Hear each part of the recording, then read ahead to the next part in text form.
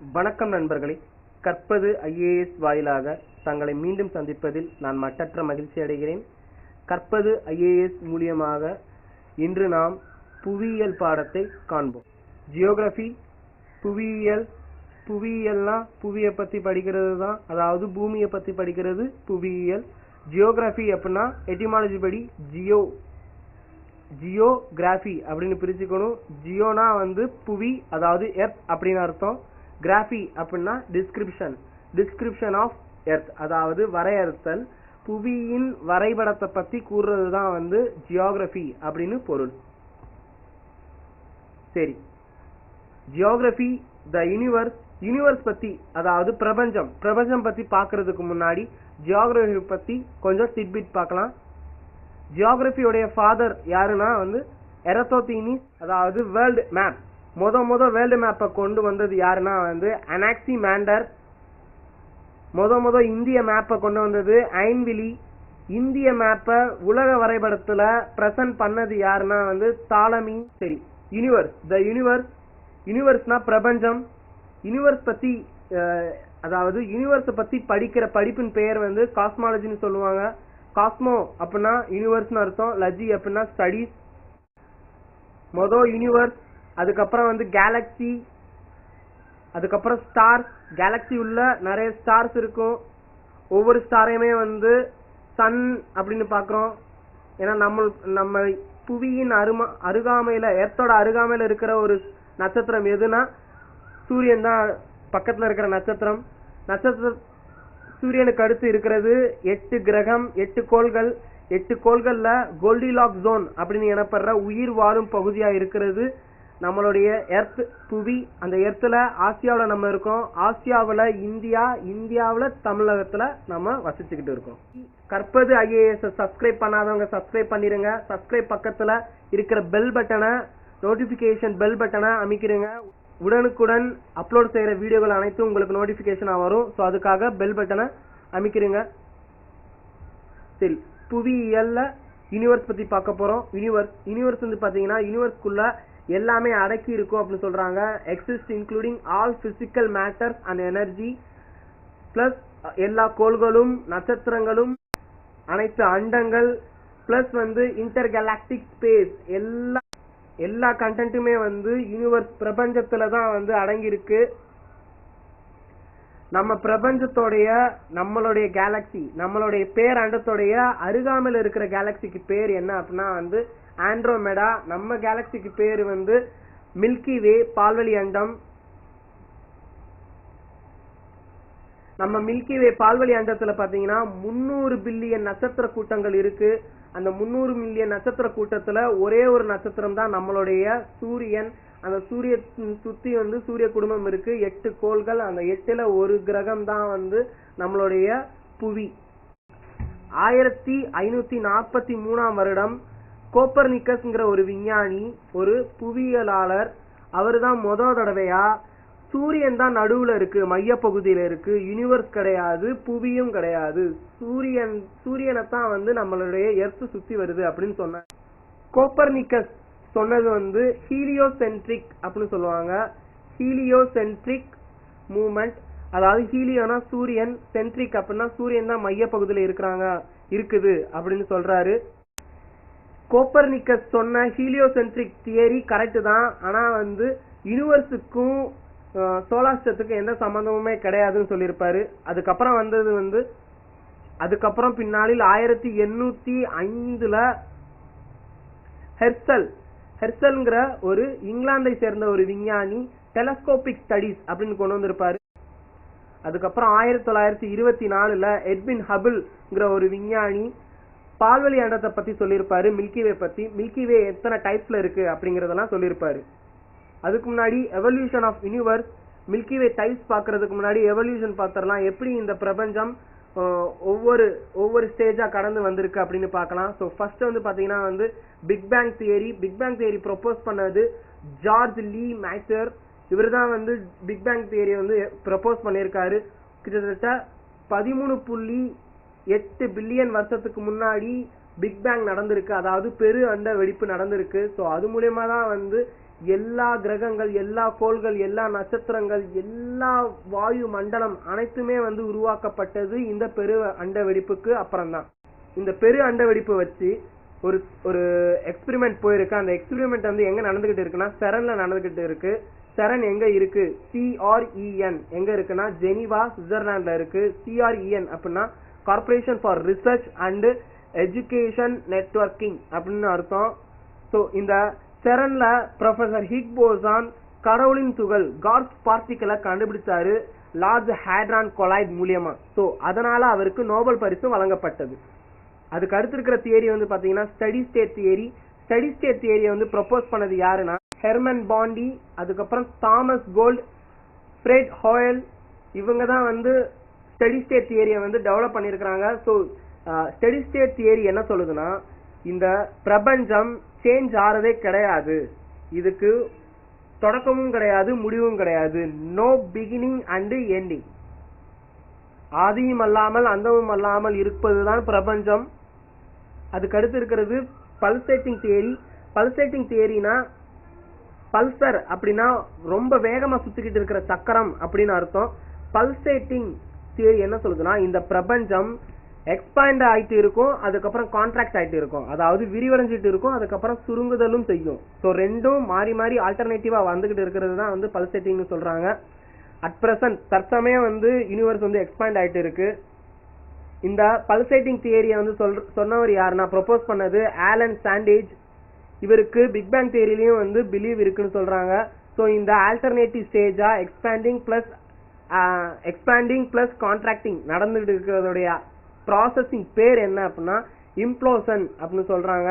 29 billion வருஷத்துக்கு முன்னாடி expand ஆக தொடங்கிச்சு. அதுக்கப்புறம் ஸ்டில் எக்ஸ்பேண்ட் ஆயிட்டு இருக்கு. இதுக்கப்புறம் 41 பில்லியன் வருஷத்துக்கு அப்புறம் வந்து பாத்தீங்கன்னா கான்ட்ராக்ட் ஆக ஆரம்பிக்கும் அப்படின்னு சொல்ல வர்றாங்க. அதாவது ஒரு பலூன் எடுத்துக்கிட்டோம்னா அந்த பலூன்ல ஸ்டார் மாதிரி வச்சுக்கணும். அந்த ஸ்டார் மாதிரி நம்ம வந்து ஒரு படம், ஒரு சின்ன சின்ன ஸ்டார் மாதிரி நட்சத்திரம் மாதிரி ஒரு புள்ளி வச்சிருக்கணும். அந்த பலூனை ஊதும் போது அந்த ஒவ்வொரு நட்சத்திரமே வந்து இடைவெளி பெரிதாகிட்டே இருக்கும். அதுக்கப்புறம் அந்த காற்றை வெளியே விடும் போது எல்லா நட்சத்திரமுமே வந்து, அதாவது எல்லா புள்ளிகளுமே வந்து ஒரே இடத்தை நோக்கி போயிடும். ஸோ இதுதான் வந்து யூனிவர்ஸ் போய் இப்படிதான் வந்து ஆயிட்டு இருக்கு. தற்சமயம் வந்து எக்ஸ்பேண்ட் ஆயிட்டு இருக்கு, அதுக்கப்புறம் கான்ட்ராக்ட் ஆகும் அப்படின்னு சொல்றாங்க. இது நம்மளுடைய 6ஆம் வகுப்பு பாடத்திலையும் இருக்கு, சமச்சீர் பாடத்திலையும் இருக்கு. ஸோ ஒரு அண்டம், அதாவது கேலக்சி வந்து பாத்தீங்கன்னா நிறைய நட்சத்திர கூட்டங்களால் ஆனப்பட்டதுதான் வந்து கேலக்சின்னு சொல்லுவாங்க. மிக சிறிய கேலக்சிலேயே பாத்தீங்கன்னா வந்து 1,00,000க்கு மேற்பட்ட நட்சத்திரம் இருக்கும். பெரிய கேலக்சி, பெரிய அண்டத்துல வந்து பாத்தீங்கன்னா கிட்டத்தட்ட 3000 பில்லியன் நட்சத்திரத்துக்கு மேல இருக்குன்னு சொல்றாங்க. ஸோ கேலக்சி டைப்ஸ் இது ரெகுலர் டைப் அப்படின்னு சொல்லுவாங்க. ரெகுலரா ஒழுங்கான முறையில இருக்கிற அண்டம், அதுக்கப்புறம் வந்து ஒழுங்கற்ற முறையில இருக்கிற அண்டம், நீள்வட்ட பாதையில எலிப்டிக்கல் ஸ்டைல்ல இருக்கிற ஒரு அண்டம், அதுக்கப்புறம் ஸ்பெரிக்கல் ஷேப்ல இருக்கிற ஒரு அண்டம், அதாவது சுருள் வடிவுல இருக்கிற ஒரு அண்டம். நட்சத்திரம் வந்து பாத்தீங்கன்னா வந்து ஒரு ஹாட் பர்னிங் கேஸஸால ஆன ஒரு தன்னிச்சையாக ஒரு மெருகேற்றி ஒளி தரக்கூடிய ஒரு பாடி தான் வந்து இந்த நட்சத்திரம். ஸோ இந்த நட்சத்திரத்தோடைய டெம்பரேச்சர், அதாவது வெப்பத்தை வந்து எப்படி கணக்கிடலாம் அப்படின்னா அதோடைய நிறத்தை வச்சு ப்ளூ கலரா இருந்துச்சுன்னா அதிகப்படியான வெப்பம் இருக்குன்னு அர்த்தம். அதுக்கு அடுத்த ஸ்டேஜ்ல எல்லோ, ரெட் அப்படின்னு சொல்லிட்டு போவாங்க. சரி, brightest star outside solar system, நம்மளோட சூரிய மண்டலத்துக்கு வெளியே இருக்கிற மிக பிரகாசமான ஒரு நட்சத்திரம் எதுன்னா சைரஸ், அதாவது டார்க் ஸ்டார்னு சொல்லுவாங்க. Closest star of solar system, நம்மளுடைய சூரிய மண்டலத்துல அருகாமையில இருக்கிற நட்சத்திரம் எது அப்படின்னு கேட்டா க்ளோசஸ்ட்னு கேட்டா அது ப்ராக்சிமா சென்சுரி, அதுவே நியரஸ்ட்னு கேட்டா அது ஆல்பா சென்சுரி. நம்மளுடைய மில்கி வேல பாத்தீங்கன்னா 98% அண்டத்துல ஸ்டார்ஸ் தான், நட்சத்திரங்கள் தான் இருக்கும். அதுல 2% வந்து பாத்தீங்கன்னா வந்து நமக்கு இருக்கிறது இன்டர்ஸ்டெல்லார், இல்லைன்னா வந்து சில வாயுக்கள். ஓகேங்களா, வாயுக்கள் மற்றும் சில சின்னஞ்சிறிய துகள்கள் தான் இருக்கும். ஸோ பக்கத்துல இருக்கிற ஸ்டார்ஸ் பத்தி பார்த்தோம். லைஃப் சைக்கிள் ஆஃப் ஸ்டார்ஸ் வந்து பாத்தீங்கன்னா பிளாக் ஹோல்ல இருந்து ஸ்டார்ட் ஆகி மறுபடியும் பிளாக் ஹோல்லேயே போய் முடிஞ்சிடும். பிளாக் ஹோல்ல ஆரம்பிச்சு அகைன் பிளாக் ஹோல்லேயே முடியும். அது எப்படின்னா ஒரு நட்சத்திரம் ரொம்ப பிரகாசமா ப்ளூ கலர்ல இருக்கும், அதுக்கப்புறம் எல்லோ கலரா மாறும், அதுக்கப்புறம் ரெட் ஜெயிண்டா மாறும், கொஞ்சம் வீங்கி இருக்கும், ஸ்வெல்லிங் ஆகும். ஸோ இப்படி இருந்துச்சுன்னா அது டெத் ஸ்டேஜுக்கு போகுதுன்னு அர்த்தம். அதுக்கப்புறம் கடைசியா ஒயிட் டார்க், அதாவது வெள்ளை கலர் டார்க், DWARF டார்க் ஸ்டேஜுக்கு போகும். அதுக்கப்புறம் அந்த நட்சத்திரம் இறந்து டெத் ஸ்டேஜுக்கு போயிடும். டெத் ஸ்டேஜ் போனதுக்கு அப்புறம் அந்த நட்சத்திரம் இருந்த இடம் பிளாக் ஹோலா மாறிடும். பிளாக் ஹோல்ல உங்களுக்கு தெரியும், அதிகப்படியான ஈர்ப்பு விசை இருக்கும், எல்லாத்தையும் உள்ளக்குள்ள எடுத்துக்கும். So collapse and compact of stars அப்படின்னு சொல்றாங்க. எல்லா பார்ட்டிகளையுமே வந்து உள்ளக்குள்ள எடுத்துக்கும். ஸோ பிளாக் ஹோலை பத்தி ஒரு இந்தியர் வந்து ஒன்று கண்டுபிடிச்சிருப்பாரு. அதுதான் வந்து சந்திரசேகர் லிமிட் அப்படின்னு சொல்றாங்க. Upper limit to the masses of stars. ஓகேங்க. ஸோ அப்பர் லிமிட், ஒரு நட்சத்திரத்துடைய அப்பர் லிமிட்டை வந்து கண்டுபிடிச்சிருக்கிறாரு. அதோடைய மாஸ், அதோடைய கொள்ளளவு வந்து எவ்வளவு தூரம் அப்பர் லிமிட்ல இருக்கும் அப்படின்னு சொன்னது சந்திரசேகர் தான் வந்து சொல்லியிருக்காரு. அந்த அப்பர் லிமிட்டுக்கு பேர் வந்து சந்திரசேகர். இந்த சன், சூரியன் 99% மாஸ் சோலார் சிஸ்டத்துக்கு வந்து எப்படி வருதுன்னா வந்து சூரியன்ல இருந்து தான் வருது. இதோடைய கிராவிடேஷனல் புல் வந்து பாத்தீங்கன்னா எல்லா கிரகத்தையும் வந்து எல்லா கோள்களையும் அதோடைய பக்கத்திலேயே வந்து வச்சிருக்கிற மாதிரி இருக்கு. ஏன்னா கிராவிடேஷன் ஹையா இருக்கிறதுனால இதோடைய கிராவிடேஷன் மூலியமா தான் வந்து நம்மளுடைய கிரகம் கோள்கள் எல்லாமே வந்து அருகாமையில சுத்திக்கிட்டு இருக்கு. ஒரு எலிப்டிக்கல் பாத்துல அதை சுத்திக்கிட்டு இருக்கு. ஸோ நம்மளுடைய சோலார் சிஸ்டத்தோடைய மேஜர் சோர்ஸ் வந்து பாத்தீங்கன்னா வந்து வெளிச்சத்துக்கும் சரி ஹீட்டுக்கும் சரி சூரியனை நம்பி தான் நம்ம இருக்கிறோம். ஸோ இந்த நியூக்ளியர் ஃபிஷன், ஓகேங்களா, ஸோ இந்த நியூக்ளியர் ஃபிஷன் மூலியமா தான் வந்து ஹைட்ரஜன் வாயு ஹீலியமா கன்வெர்ட் ஆகுது. அப்படிதான் வந்து நமக்கு வந்து ஒளி கிடைச்சிக்கிட்டு இருக்கு. ஸோ இதுவும் ஒரு கேள்வியா கேட்கப்படும். நியூக்ளியர் ஃபிஷனா நியூக்ளியர் ஃபியூஷனா அப்படின்னு கேள்விகள் வரும். நியூக்ளியர் ஃபிஷன், இந்த சூரியனுடைய ஒளிரும் தன்மை இருக்கிற சர்ஃபேஸுக்கு பேரு வந்து போட்டோஸ்பியர்னு சொல்லுவாங்க. போட்டோ அப்படின்னா லைட் அப்படின்னு அர்த்தம். போட்டோஸ்பியர். ஸோ போட்டோஸ்பியருக்கு மேல இருக்கிற ரெட் கலருக்கு பேர் குரோமோஸ்பியர்னு சொல்லுவாங்க. ஸோ அதை தாண்டி பாத்தீங்கன்னா வந்து கொரோனான்னு ஒரு டெக்னிக்கல் டேர்ம் இருக்கு. இந்த கொரோனா பாத்தீங்கன்னா வந்து ஒரு ரிங் வடிவில், அதாவது என்ன சொல்ல, ஒரு வளையம் மாதிரி வந்து காணப்படும். எப்ப இந்த கொரோனா நம்மளால பார்க்க முடியும்னா வந்து சோலார் எக்லிப்ஸ், அதாவது சூரிய கிரகணம் நிகழும் போதுதான் வந்து இந்த ஒரு மோதிர வடிவிலான ஒரு உருவம் தெரியும் முழு சூரிய கிரகணம் நிகழும் போது. ஸோ அதைத்தான் கொரோனான்னு சொல்றாங்க. இது நம்மளால வெறும் கண்ணால பார்க்க முடியாது. ஸோ இந்த குரோமோஸ்பியர் வந்து பாத்தீங்கன்னா வந்து அதிகப்படியான ஹைட்ரோஜனை வந்து எமிட் பண்ணிக்கிட்டே இருக்கும். ஸோ இதை தாண்டி இருக்கிறது வந்து பாத்தீங்கன்னா அந்த சன்ல என்னென்ன கேஸ் மெயினா இருக்குன்னா ஹைட்ரோஜன் அண்ட் ஹீலியம் இருக்கும். இதோடைய சர்ஃபேஸ் டெம்பரேச்சர் வந்து பாத்தீங்கன்னா வந்து 6000 டிகிரி செல்சியஸ். சூரியனுடைய கோர்ல, அதாவது சூரியனுடைய மைய பகுதியில எவ்வளவு டெம்பரேச்சர் வெப்பம் இருக்குன்னா 150 கோடி டிகிரி செல்சியஸ் இருக்குன்னு சொல்றாங்க. 224 மில்லியன் இயர்ஸ் ஆகுமா சூரியன் தன்னைத்தானே சுத்திக்கிட்டு வர்றதுக்கு. ஸோ அதுக்கு பேர் வந்து காஸ்மிக் இயர்னு சொல்றாங்க. ஸோ கெலாக்டிக் சர்க்கிள்ல அப்படி சுத்தும், ஒரு தடவை சுத்தி வர்றதுக்கு 224 மில்லியன் வருடம் எடுத்துக்கிட்டு இருக்கு. எப்படி நம்மளுடைய புவி வந்து சூரியனை சுத்திக்கிட்டு இருக்கோ அதே மாதிரி சூரியனும் தன்னைத்தானே சுத்திக்கிட்டு ஏதோ ஒரு மில்கி வேல ஏதோ ஒரு வழியா சுத்திக்கிட்டு தாங்க இருக்கு. எல்லாம் ஒரு சைக்கிளிக் ரியாக்ஷன் மாதிரி. நிலா பூமியை சுத்துது, பூமி சூரியனை சுத்துது, சூரியன் கேலக்சிக்கு நடுவுல இருக்கிறத வச்சு சுத்திக்கிட்டு இருக்கு, கேலக்சி பிரபஞ்சத்துல சுத்திக்கிட்டே இருக்கு. ஸோ ஒரு சூரியன் வந்து பாத்தீங்கன்னா புவியை விட 10⁹ 10⁻⁹ வந்து பெருசா இருக்கு. ஸோ சூரியனுடைய வெளிச்சம் நம்ம வந்து அடையிற டைம் என்னன்னு உங்களுக்கு தெரியும். ஸோ நம்ம வந்து படம் வரைவோம், சூரியனோட படம் வரையும் போது இப்படிதான் கொஞ்சம் கொஞ்சம் கேப் விட்டு வரைவோம். ஒரு கருப்பான லைட் வரும், அதுக்கப்புறம் வெள்ளையா ஒரு லைட் வந்துகிட்டு இருக்கான். ஸோ இந்த கோடோடைய பேர் என்ன அப்படின்னா ஃப்ரான்ஹோஃபர் லைன். வர்ற வெளிச்சத்துல நடுவுல ஒரு கருப்பு பாதை போய்கிட்டு இருக்கும். ஸோ அது நம்ம கண்ணுக்கு தெரியாது, இருந்தாலும் கருப்பான ஒரு கேப் விழுந்துகிட்டு தான் இருக்கு. ஸோ இதைத்தான் வந்து ஃப்ரான்ஹோஃபர் லைன் சொல்றாங்க. ஃப்ரான்ஹோஃபர்ங்கிற ஒரு சயின்டிஸ்ட் அந்த கோட்டை கண்டுபிடிச்சாரு. ஸோ அதனால ஃப்ரான்ஹோஃபர் லைன் சொல்றாங்க. சன்னுடைய white light 100 of dark line இருக்குமா. ஒவ்வொரு ஒயிட் லைனுக்கு நடுவுல 100கணக்கான டார்க் லைன் இருக்குமா. அந்த டார்க் லைனுக்கு தான் வந்து இந்த பேர் ஃப்ரான்ஹோஃபர் லைன். ஆஸ்ட்ராய்ட் ஒரு பாறைகளான உருவான ஒரு ஆப்ஜெக்ட் தான் இந்த ஆஸ்ட்ராய்ட். இது வந்து சூரியனை சுத்தி வந்துகிட்டே இருக்கும், ரொம்ப சின்னதா இருக்கும், ஒரு கிரகம் கோல் மாதிரியே இருக்கும். இந்த ஆஸ்ட்ராய்ட் வந்து எங்க அதிகப்படியா காணப்படும்னா வந்து மார்ஸுக்கும் ஜூபிட்டருக்கும் நடுவுல வந்து ஒரு பெல்ட் இருக்கும், அதுக்கு பேர் வந்து ஆஸ்ட்ராய்ட் பெல்ட். அந்த பெல்ட்ல தான் வந்து நிறைய ஆஸ்ட்ராய்ட்ஸ் வந்து காணப்பட்டுக்கிட்டே இருக்கும். இதுக்கு அடுத்து இருக்கிறது காமெட். காமெட்னா வந்து வால் நட்சத்திரம்னு சொல்லுவாங்க. ஸோ சூரியன் நோக்கி போகும்போது, சூரியன் இங்க இருக்குன்னு வச்சுக்கோங்க, இதை நோக்கி போகும்போது இதுக்கு பின்னாடி வந்து அந்த வால் மாதிரி ஒரு தென்படும். ஸோ இது ஒன்றும் கிடையாது, சில டஸ்ட், ஐஸ் பார்ட்டிகிள், கேஸ் தான் வந்து அந்த லைட் மாதிரி நமக்கு தெரியுது. இதுக்கப்புறம் மீட்ராய்ட். மீட்ராய்ட், மீட்டியோட்டிஸ் அப்படின்னா எல்லாமே ஏறக்குறைய ஒரே விஷயம் தான், ஆனால் அதோடைய நிகழ்வுகள் தான் வந்து மாறுபடுது. அதனால இந்த பேர் வந்து வித்தியாசமா இருக்கும். அட்மாஸ்பியர், வளிமண்டலத்துல மீசோஸ்பியர் வழியா அது ஊடுருவி போச்சு அப்படின்னா வந்து அதுக்கு பேர் மீட்டர். அதனால நமக்கு எந்த பாதிப்புமே கிடையாது, பாக்குறதுக்கு அழகா இருக்கும், வேற எதுவுமே இல்லை. அதே எர்த்தோட இம்பாக்ட் ஆச்சுன்னா அதுக்கு பேர் வந்து மீட்ராய்டி. அதுக்கப்புறம் மீட்ராய்டு அப்படின்னா எர்த்தோட இம்பாக்ட் ஆகி நமக்கு ஏதாவது விளைவுகள் ஏற்படுத்தும். ஒரு ஸ்டோன் ஃபாலிங் அப்படின்னு சொல்றாங்க மீட்ராய்ட்ஸ. வானத்துல இருந்து ஒரு எரிக்கல், அதாவது செதறி, கிளஸ்டர் பாம்ஸ் சொல்லுவாங்க, கொத்து குண்டுகள் வந்து செதறிச்சுனா எப்படி இருக்குமோ அந்த மாதிரி வந்து விழுதுதான் இந்த மீட்ராய்ட். நம்ம சூரிய குடும்பத்துல 2 வகையான கோள்கள் இருக்கு. அதுல ஒண்ணு வந்து பாத்தீங்கன்னா டெரிஸ்ட்ரியல் ஆர் ராக்கி பிளானட், அதுக்கப்புறம் வந்து ஜோவியன் ஆர் கேசியஸ் பிளானட். இந்த ரெண்டுக்குமான வித்தியாசம் பத்தி தான் கொடுத்துருக்காங்க. ஸோ நீங்க பார்த்தாலே தெரியும், இது ஆஸ்ட்ராய்ட் பெல்ட் ரொம்ப அதிகமா நெருக்கமா இருக்கு. இது வந்து பாத்தீங்கன்னா சற்று கொஞ்சம் டிஸ்டன்ஸ் வந்து பாத்தீங்கன்னா வந்து கொஞ்சம் கம்பேர் டு டெரிஸ்ட்ரியல் பிளானட்டுக்கு இது கொஞ்சம் ஜாஸ்தியாவே இருக்கும் டிஸ்டன்ஸ். மெர்க்யூரி இருக்கலே சிறிய கிரகம், சூரியனுக்கு அருகாமையில் இருக்கிற கிரகம் இதுதான்.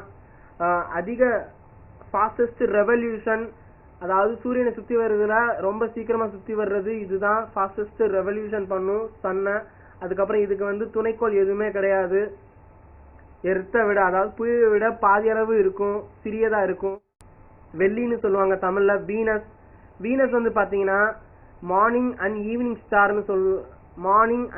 ஸ்டார். நீங்க விடியற் காலையில பாத்தீங்கன்னா விடி வெள்ளி அப்படின்னு நீங்க கேள்விப்பட்டிருப்பீங்க. அது இந்த இதுதான், காலையில ரொம்ப பிரகாசமா தெரிகிற ஒரு நட்சத்திரம், வானத்துல ரொம்ப பிரகாசமா இருக்கும்.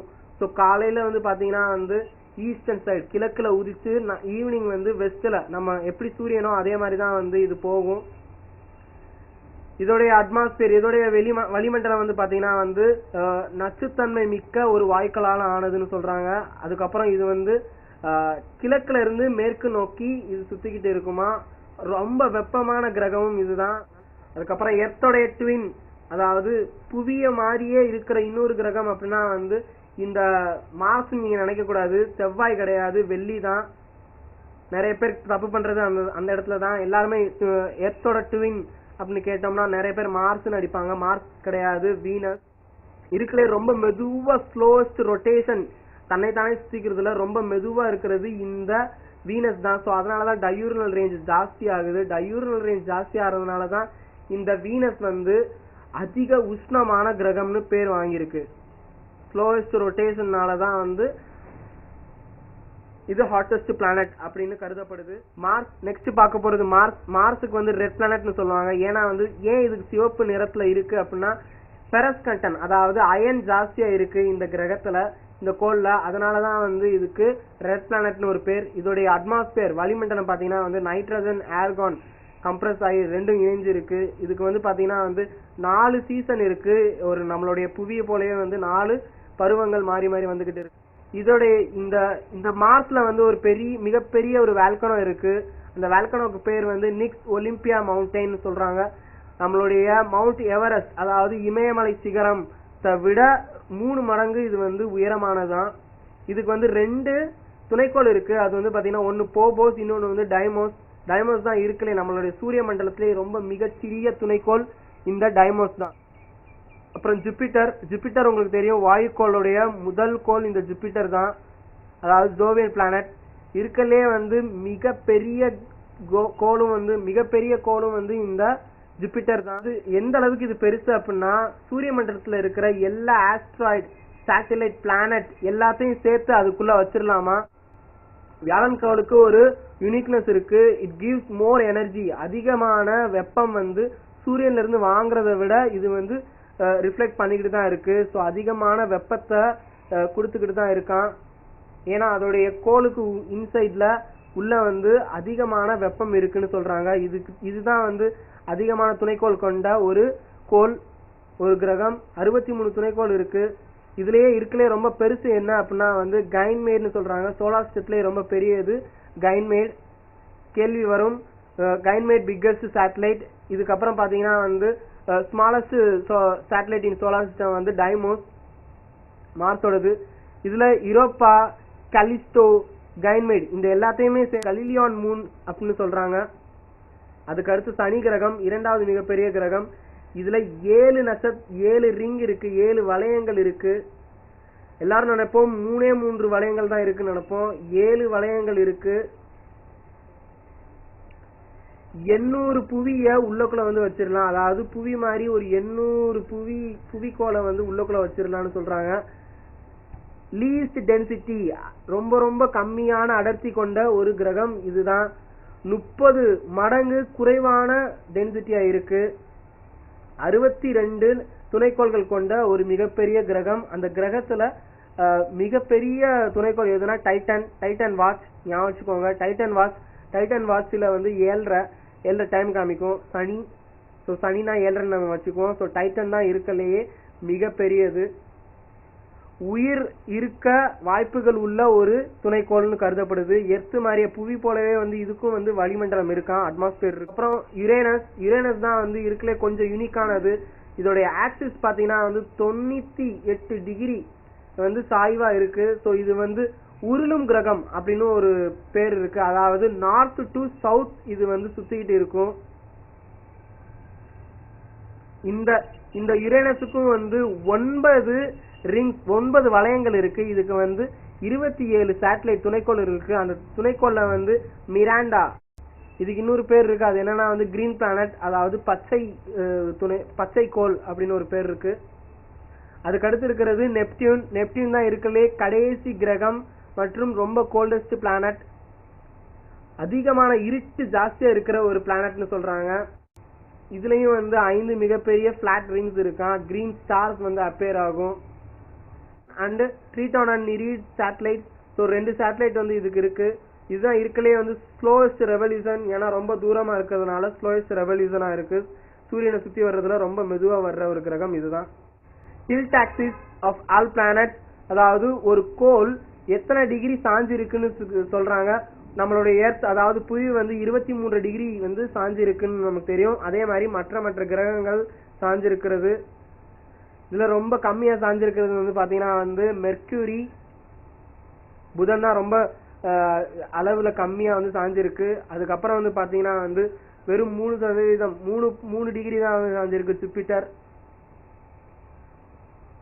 அதிகமான சாய்தல் இருக்கிற ஒரே ஒரு கிரகம் பாத்தீங்கன்னா வந்து அதிகமா வந்து டில்ட்டா இருக்கிற கிரகம் வந்து வீனஸ். அதுக்கு அடுத்து வந்து யுரேனஸ்.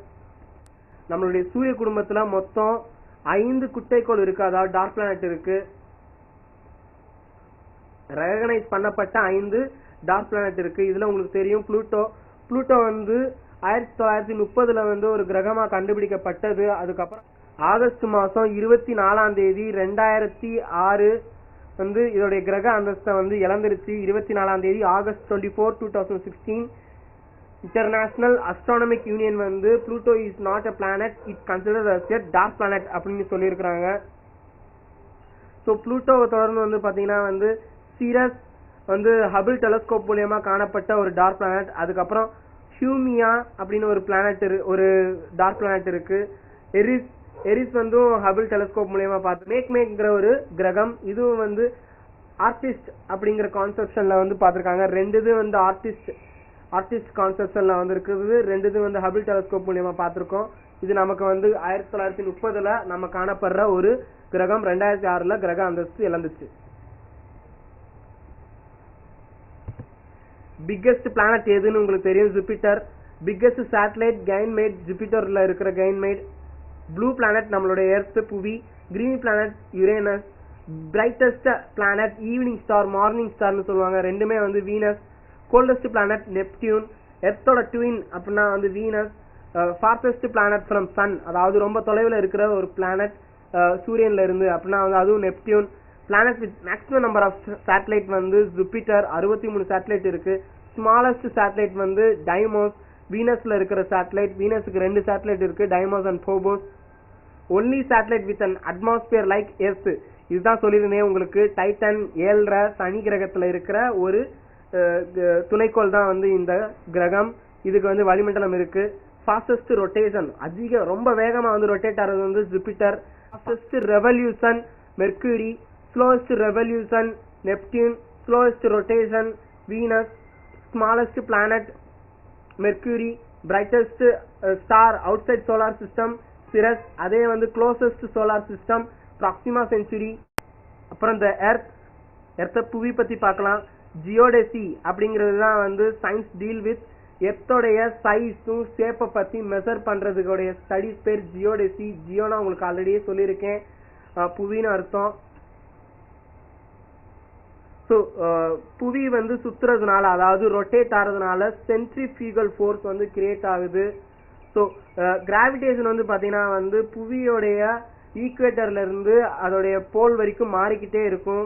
ஸோ கிராவிடேஷன் புவியோடைய புவியீர்ப்பு விசை மாறிக்கிட்டு தான் இருக்கும்.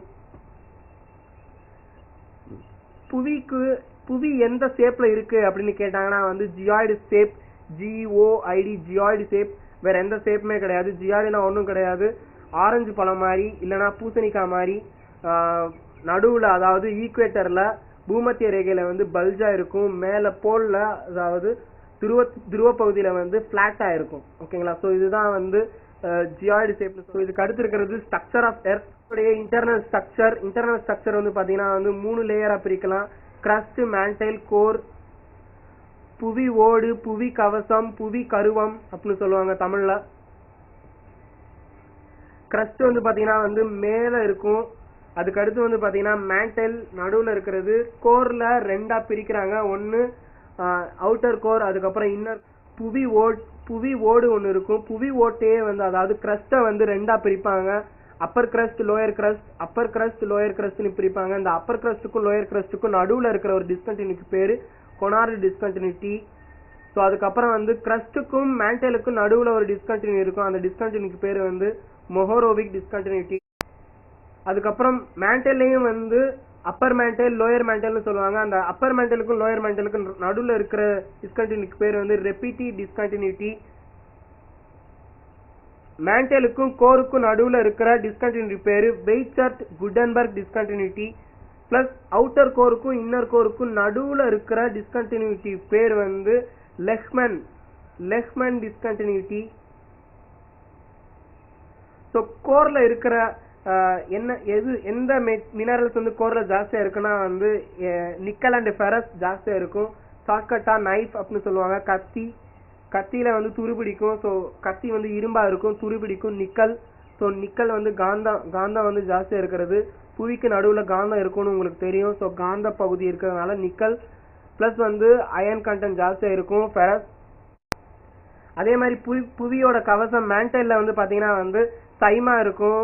SIMA SIMA. Silicon and magnesium இருக்கும். அதே மாதிரி வந்து பாத்தீங்கன்னா கிரஸ்ட்ல, அதாவது புவி ஓட்ல வந்து பாத்தீங்கன்னா SiAl silicon and aluminium mineral content ஜாஸ்தியா இருக்கும். இன்னொரு கேள்வி என்னன்னா வந்து புவி மேல, அதாவது எர்த் கிரஸ்ட்ல வந்து என்ன டைப் ஆஃப் மினரல்ஸ் வந்து ஜாஸ்தியா இருக்கும். பிளஸ் வந்து இதை அரேஞ்ச் பண்ணுங்க அசெண்டிங் ஆர்டர் ஆர் டிசெண்டிங் ஆர்டர்னு கேட்பாங்க. எர்த் கிரஸ்ட்ல வந்து அதிகமா காணப்படுறது வந்து பாத்தீங்கன்னா வந்து ஆக்சிஜன் தான் வந்து ஜாஸ்தியா இருக்கும். ஆக்சிஜனுக்கு அடுத்து silicon, aluminium, iron, magnesium, calcium அப்படின்ட்டு சொல்லிக்கிட்டே போகலாம். ஸோ அதுக்கப்புறம் பாத்தீங்கன்னா ஹோல் எர்த்ல அதாவது ஒரு பூமி முழுவதுமா வந்து சேர்த்து பார்த்தோம்னா வந்து எது அதிகமா காணப்படுதுன்னா அயன் ஜாஸ்தியா காணப்படுது. அதுக்கு அடுத்து oxygen, silicon, magnesium, nickel, sulphur இதெல்லாம் காணப்படுது. ஸோ இதுக்கு ஒரு ஷார்ட்கட் இருக்கு. புவி கிரஸ்ட்ல வந்து பாத்தீங்கன்னா வந்து OSA. அதே ஹோல் எர்த்ல வந்து பாத்தீங்கன்னா வந்து iOSனா வந்து ஆப்பிள் போன் வச்சுக்கோங்க. ஆப்பிள் போன்ல இருக்கிறது இன்டெலிஜென்ட் ஆப்ரேட்டிங் சிஸ்டம், iOSன்னு சொல்லுவாங்க. ஸோ உலகம் பூரா வந்து பிரசித்தி பெற்ற ஒரு OS வந்து பாத்தீங்கன்னா iOS. ஸோ iOSோட ஷார்ட்கட் அயன், ஆக்சிஜன், சிலிக்கான். அதே வந்து கிரஸ்ட வந்து கிரஷ் அப்படின்னு ஞாபகம். ஓசோன்னு ஒரு பிலாசபர் இருந்தாரு நமக்கு தெரியும். அவருடைய நிஜ பேர் ரஜினி. ஸோ ஓசான்னு வச்சுக்கோங்க. So O for oxygen, S for silicon, A for aluminium. இதுக்கு அடுத்து இருக்கிறது continental drift. Continental drift theory. So continental drift தியரினா டெக்டானிக் பிளேட் வந்து கிரஸ்ட் மேல ஒன்றன் பின் ஒன்றா அடுக்கி இருக்குன்னு உங்களுக்கு தெரியும். ஸோ இதுதான் வந்து ஒவ்வொரு பிளேட்டா இருக்கு, ஒவ்வொரு ஓடுகளா வந்து பிரிஞ்சு இருக்கு. இத்தனை ஓடு, எத்தனை மேஜர் ஓடு இருக்கு, எத்தனை மைனர் ஓடு இருக்கு அப்படின்னு எல்லாம் வந்து கேள்விகள் வரலாம். Tectonic plate, major tectonic plate, minor tectonic plate அப்படின்னு கேட்பாங்க. ஸோ பிரீமியன் இயர் 250 மில்லியன் வருடத்துக்கு முன்னாடி பாஞ்சியா அப்படின்னு இருந்துச்சு. இங்க வந்து அந்த பாஞ்சியாவுக்கு பேர் பாத்தீங்கன்னா வந்து சூப்பர் எர்த் அப்படின்னு சொல்லுவாங்க. எல்லா நிலப்பகுதியும் சேர்ந்து ஒரே இடத்துல இருக்கிறது தான் வந்து பாஞ்சியா. இதுக்கு பேர் பேந்தலேசியான்னு சொல்லுவாங்க, சூப்பர் ஓசன்னு சொல்லுவாங்க. எல்லா கடல் பகுதியுமே சேர்ந்து இருக்கிறது. இதுக்கப்புறம் வந்து 200 வருஷத்துக்கு அப்புறம் வந்து பாத்தீங்கன்னா வந்து பாஞ்சியாவுல நடுவுல ஏதோ ஒரு பிளவு ஏற்பட்டுச்சு. அந்த பிளவுக்கு பேர் வந்து பாத்தீங்கன்னா வந்து தெத்திசி அப்படின்னு சொல்லுவாங்க. ஸோ இந்த தெத்திசில வந்து நார்த் சைடு, அதாவது வடக்குல இருந்ததுக்கு பேர் வந்து லரேஷியா, அதே தென்பகுதியில இருந்ததுக்கு பேர் வந்து கோண்ட்வானா லேண்ட். அப்புறம் வந்து 140 வருடங்களுக்கு அப்புறம் வந்து பாத்தீங்கன்னா வந்து எர்த்தோட ஷேப் கொஞ்சம் கொஞ்சம் மாறிட்டே வந்திருக்கு டெக்டானிக் பிளேட் மூவ்மெண்ட்னால. ஸோ அதுக்கப்புறம் கிரிட்டேசியஸ் பீரியட், அதுக்கப்புறம் வந்து பாத்தீங்கன்னா வந்து பிரசன்ட் ஸ்டேஜ். இப்ப இருக்கிற ஒவ்வொரு கண்டங்கள் வந்து இப்படி இருக்கு. இந்தியா, ஆசியா, ஆப்பிரிக்கா, தென் அமெரிக்கா, வட அமெரிக்கா, ஆஸ்திரேலியா, பிளஸ் வந்து பாத்தீங்கன்னா வந்து கிரீன்லாந்து, இந்த மாதிரி அண்டார்டிகா, இந்த மாதிரி எல்லாம் மாறி இருக்கு. ஸோ இதுக்கு அடுத்து பார்க்க போறது மூன், நிலவு. நிலவு பத்தி படிக்கிற ஸ்டடிஸ் பேர் வந்து செலினாலஜி. நிலவுக்கு இன்னொரு பேர் இருக்கு, ஃபாசில் பிளானட் அப்படின்னு சொல்றாங்க. நிலவுக்கு வந்து வளிமண்டலம், அட்மாஸ்பியர் கிடையாது, அதுக்கு சவுண்டும் கிடையாது. ஒவ்வொரு கிரகம் சுத்துறதுக்கும் வந்து ஒரு சவுண்ட் இருக்குன்னு சொல்றாங்க. அந்த சவுண்ட் வந்து நிலவுக்கு கிடையாதான். ஸோ இந்த நிலவு வந்து பாத்தீங்கன்னா வந்து சைஸ் வந்து 1/4 இருக்கு எர்த்ல இருந்து. அதே மாதிரி இதோட கிராவிடேஷன் பாத்தீங்கன்னா வந்து 1/6 இருக்கு. இந்த நிலவு வச்சுதான் வந்து நம்மளுடைய நிறைய ஒரு சில மதங்கள் எல்லாம் பாத்தீங்கன்னா வந்து நிலவு வச்சு கலண்டர் அமைச்சிருக்காங்க, அவங்களுடைய நாள்காட்டி. அதே மாதிரி நம்மளுடைய நாள்காட்டி வந்து எதன் அடிப்படையில இருக்குன்னு கேட்கலாம். நம்ம வந்து கவர்மெண்ட் அபிஷியலா வந்து எந்த நாள்காட்டி, எந்த கேலண்டர் யூஸ் பண்றாங்க அப்படின்னு ஒரு கேள்வி வரும். சாக்கா அப்படிங்கிற ஒரு நாள்காட்டியை தான் வந்து நம்ம யூஸ் பண்ணிட்டு இருக்கோம். SAKA சாக்கா நாள்காட்டி. இந்தியா ஏர்புக் எடுத்து பாத்தீங்கன்னா அதுல இருக்கும். ஸோ ஒரு சன்லைட் இங்க இருந்து சூரியன் வந்து வந்துகிட்டு இருக்கு, சூரிய வெளிச்சம் விழுந்துகிட்டு இருக்கு. ஸோ இந்த சூரிய வெளிச்சம் மூலியமா வந்து கிரகம் எப்படி ஏற்படுது, இந்த நிலவுடைய லைஃப் சைக்கிள் எப்படி ஒரு மாதத்துல எப்படி மாறிக்கிட்டு வருது அப்படின்னு கொடுத்துருக்காங்க. ஒரு நிலவு பாத்தீங்கன்னா வந்து அமாவாசை, நியூ மூன்டேன்னு சொல்லுவாங்க. அதுக்கப்புறம் வந்து வளர்பிறை ஆகி அப்படியே வரும்போது ஃபுல் மூன் டே. அதுக்கப்புறம் அகைன் தேய்பிறை ஆகி இது வந்து நியூ மூன் டே, அதாவது அமாவாசையா போகும். இதுக்கு அடுத்து பார்க்க போறது எக்லிப்ஸ், கிரகணம். சூரியன், நிலவு மற்றும் புவி இந்த மூணுமே வந்து ஒரே நேர்கோட்டில் அமைஞ்சிச்சுன்னா அதை வந்து கிரகணம்னு சொல்றாங்க. கிரகணம் 2 வகையா பிரிக்கலாம். ஒண்ணு வந்து பாத்தீங்கன்னா வந்து சோலார் எக்லிப்ஸ். இது வந்து பாத்தீங்கன்னா வந்து சூரியனுக்கும் புவிக்கும் நடுவுல மூன் வந்துச்சு அப்படின்னா வந்து சோலார் எக்லிப்ஸ்னு சொல்றாங்க. நிலவு வந்தா சோலார் எக்லிப்ஸ். அது சூரியனை ஒரு குறிப்பிட்ட பகுதியில மட்டும் நிலவால் மறைக்கப்பட்டுச்சு அப்படின்னா வந்து அது சூரிய கிரகணம். அடுத்தது லூனார் எக்லிப்ஸ் பாத்தீங்கன்னா வந்து ஒன்னு பௌர்ணமி அன்னைக்கு மட்டும்தான் வந்து இருக்கும். நல்லா பார்க்கணும், லூனார் எக்லிப்ஸ் எப்பயுமே வந்து பௌர்ணமி அன்னைக்கு தான் வந்து இருக்கும். நியூ மூன் டே, அதாவது அமாவாசை அன்னைக்கு நிகழாது. அதே நேரத்துல வந்து சோலார் எக்லிப்ஸ் பகல்ல மட்டும்தான் வந்து நிகழும். ஒவ்வொரு வருடத்திலயுமே வந்து பாத்தீங்கன்னா வந்து மொத்தம் 7 கிரகணம் நடக்கும். அதுவும் வந்து சோலார், லூனார் எக்லிப்ஸ் ரெண்டையுமே சேர்த்து மாறி மாறி வந்துகிட்டு தான் இருக்கும். ஒரு பூமியில வந்து அங்கங்க வந்து சோலார் எக்லிப்ஸ், லூனார் எக்லிப்ஸ் மாறி மாறி நமக்கு தென்பட்டுக்கிட்டு தான் இருக்கு. லூனார் எக்லிப்ஸ் பாத்தீங்கன்னா, அதாவது சந்திர கிரகணம் பாத்தீங்கன்னா நம்மளுடைய எர்த், அதாவது புவியோடைய நிழல் வந்து சந்திரன் மேல பட்டு சந்திரன் மறைக்கப்பட்டுச்சு அப்படின்னா வந்து அத சந்திர கிரகணம்னு சொல்றாங்க. புவிய மறைக்கப்படுறதுக்கும் புவியோட நிழல் வந்து நிலவுல விழுகிறதுக்கு நடுவுல இருக்கிற இந்த பேர் வந்து உம்ப்ரா. அதுக்கப்புறம் வந்து அதுக்கு நடுவுல ஆப்போசிட்டா இங்கிட்டு 2 பக்கம் இருக்கிறதுக்கு பேர் வந்து பெனும்ப்ரா.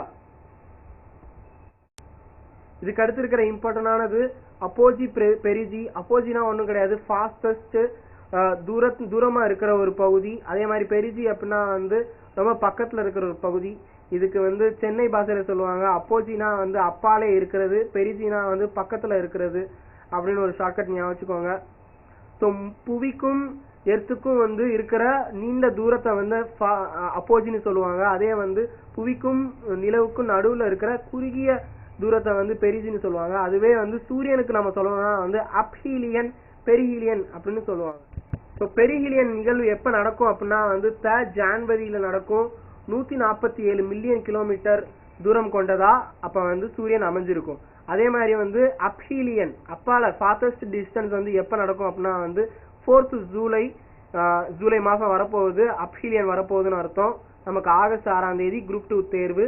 ஸோ ஜூலைல நடக்கிற ஒரு நிகழ்வு. ஸோ அதனால கேட்கலாம்.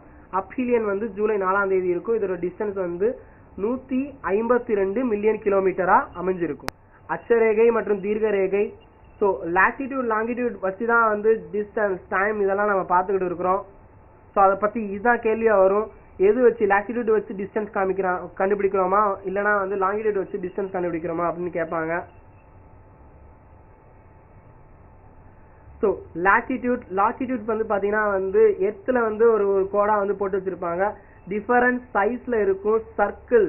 இது எல்லாமே வந்து சர்க்கிள் ஞாபகம். அதுவே வந்து லாங்கிடியூட் வந்து பாத்தீங்கன்னா வந்து கான்ஸ்டன்ட் லாங்கிடியூட் வந்து போல் டு போல், அதாவது ஒவ்வொரு துருவத்துக்கும் இன்னொரு துருவத்துக்கும் இருக்கும். நார்த் டு சவுத் இருக்கும். லாட்டிடியூட் வந்து ஈஸ்ட் டு வெஸ்ட் இருக்கும்.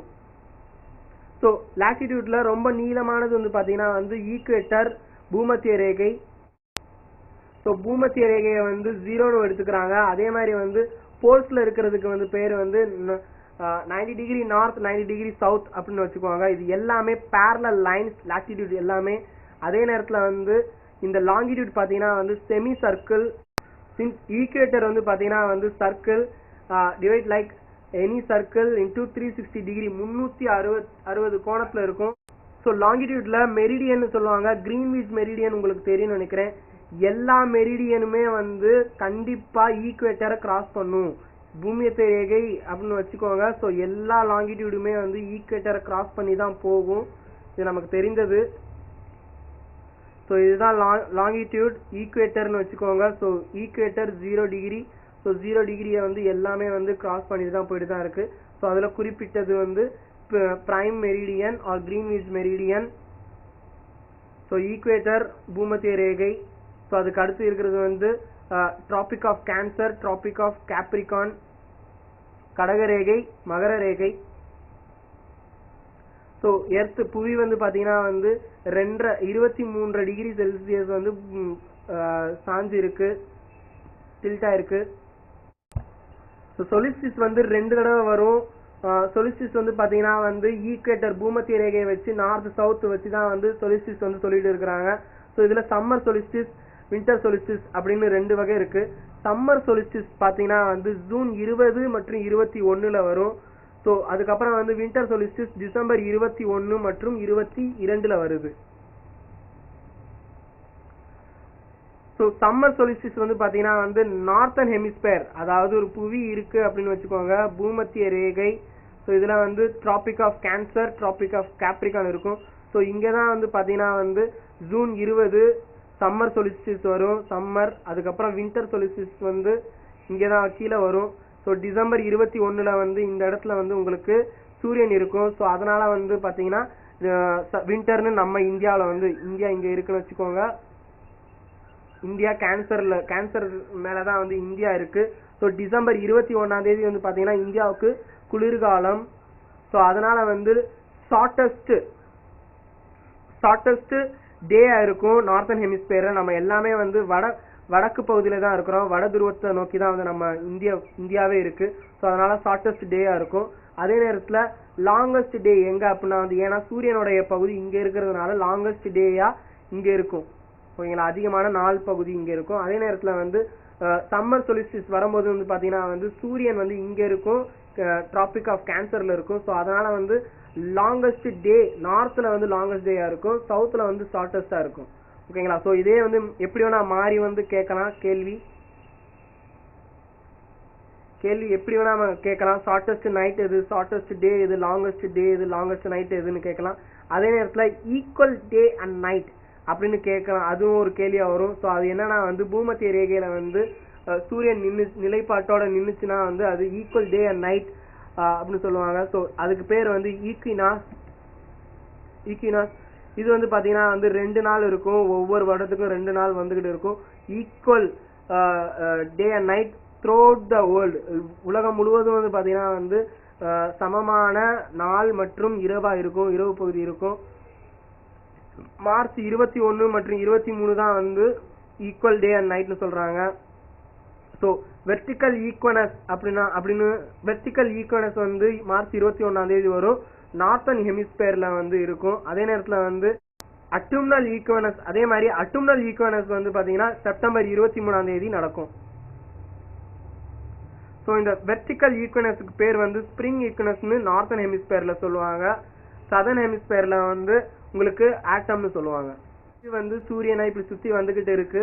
ஸோ இதுல வந்து மார்ச் 21 மற்றும் 20 மார்ச் 20 மற்றும் 21, செப்டம்பர் 22 மற்றும் 23 ஈக்வனஸ். அதே நேரத்துல ஜூன் 20 மற்றும் 21, டிசம்பர் 21 மற்றும் 23 வந்து சொலிஸ்டிஸ், சம்மர் வின்டர் சொலிஸ்டிஸ். ஸோ இதுக்கப்புறம் பார்க்கக்கூடியது மிட்நைட் சன், அதாவது நள்ளிரவிலும் சூரியன் உதிக்கும் நாடுகள் அப்படின்னு நீங்க ஆல்ரெடி கேள்விப்பட்டிருப்பீங்க. ஸோ அதை பத்தி தான் சொல்றாங்க. ஸோ ஆர்டிக் துருவ பகுதியும் அண்டார்டிக் துருவ பகுதியில வந்து நடு இரவுல சூரியன் இருக்கும் அப்படின்னு நம்ம கேள்விப்பட்டிருக்கோம். ஸோ அந்த நிகழ்வுகள் நடந்துகிட்டு தான் இருக்கு. 24 மணி நேரமுமே வந்து சூரிய வெளிச்சம் இருக்கும். 6 மாத காலமும் வந்து இரவு மற்றும் வெளிச்சம் எப்பயுமே இருந்துகிட்டு தான் இருக்கும், மாறி மாறி வரும். ஸோ நார்வேங்கிற ஒரு நாடு, ஸ்காண்டினேவியாவில் வந்து மொத்தம் 5 நாடுகள் இருக்கு. அந்த 5 நாடுல நார்வேங்கிற ஒரு நாட்டுல மட்டும் மே மற்றும் ஜூலைல, நல்லா பாருங்க, மே மற்றும் ஜூலை, நமக்கு ஆகஸ்ட்ல எக்ஸாம் இருக்கு. ஸோ அதனால அகைன் சொல்லிட்டு தான் இருக்கிறேன். மிட்நைட் சன் வந்து அங்க வந்து கண்டினியூஸா வந்து விசிபிளா இருக்கும். மே அண்ட் ஜூனுக்கு நடுவுல வந்து வந்துகிட்டு தான் இருக்கும், மன்னிக்கணும், மே மற்றும் ஜூலைல வந்து வந்துகிட்டு இருக்கும். ஸோ அதே நேரத்துல வந்து பாத்தீங்கன்னா வந்து சதர்ன் ஹெமிஸ்பியர்ல அண்டார்டிகாவில வந்து இதே சூழல் தான் வந்து நிகழும்னு சொல்றாங்க. ஸோ கிரீன்விச் மெரிடியன் லண்டன்ல இருக்கும், லண்டனை பாஸ் பண்ணி போயிட்டு இருக்கும். ஸோ இந்த லண்டன்ல இருந்து இந்தியாவுக்கு வந்து எவ்வளவு டைம் வித்தியாசம்னு கேட்பாங்க, 5:30. ஸோ 5:30ன்னு சொல்லும் போது இந்த கிரீன்விச் மெரிடியன் பிளஸ் வந்து இந்த 180 டிகிரி, இந்த 180 டிகிரி வச்சு ஏகப்பட்ட கேள்விகள் வந்துகிட்டு தான் இருக்கும். ஸோ இந்த 180 டிகிரி வந்து கிராஸ் பண்ணும்போது ஒரு நாள் வந்து சேமிப்பாகுமா, இல்ல ஒரு நாள் வந்து நமக்கு கிடைக்காமலே போயிருமா அப்படின்னு கேட்பாங்க. ஸோ ஜப்பான்ல இருந்து அமெரிக்காவுக்கு டிராவல் ஆகும்போது என்ன நடக்கும், ஜனவரி 1 என்ன நடக்கும், டிசம்பர் 30 என்ன ஆகும் அப்படின்னு கேட்பாங்க. ஆஸ்திரேலியாவை வச்சு கேள்விகள் வரும். இந்த 180 டிகிரில இருந்து எந்தெந்த தீவுகள் இடம் மாறிடுச்சு, பசிபிக் ஓசனை ஒட்டி இருக்கிற எத்தனை தீவுகள் வந்து 180 டிகிரில வெஸ்டர்ன் பார்ட்டும் ஈஸ்டர்ன் பார்ட்டும் மாறி மாறி வந்திருக்கு, அதோடைய டைம் நேரத்தை எப்படி கணக்கிட்டு இருக்கிறாங்க அப்படின்னு கேட்பாங்க. ஸோ லாங்கிடியூடு வச்சு நேரமும் லாட்டிடியூடு வச்சு டிஸ்டன்ஸும் கால்குலேட் பண்ணிட்டு தான் இருக்கிறாங்க. ஸோ இது நமக்கு தெரிஞ்சது தான். ஸோ இதெல்லாம் தான் வந்து கேள்வியா வரும் புவியியல்ல. இதெல்லாமே வந்து இதுக்கப்புறம் புவியியல்ல கொஞ்சம் டீப் கான்செப்ட் நோக்கி போகலாம். ஸோ பார்ட் 2ல வந்து நம்ம இதனுடைய தொடர்ச்சியை பார்க்கலாம். நன்றி நண்பர்களே. ஸோ கற்பது ஐஏஎஸ் சேனலை சப்ஸ்கிரைப் பண்ணாதவங்க சப்ஸ்கிரைப் பண்ணிருங்க, பெல் பட்டனை அமுக்காதவங்க அமைக்கிறீங்க. பெல் பட்டன் அமைக்கிறீங்கன்னா உங்களுக்கு உடனுக்குடன் இதோடைய வீடியோவோட நோட்டிபிகேஷன் வந்து சேரும், நீங்க வந்து நிறைய தெரிஞ்சுக்கலாம். ஸோ கற்பது ஐஏஎஸ், கற்பிப்பது நாங்கள் அல்ல, நம் தமிழ் மொழி. நன்றி, வணக்கம்.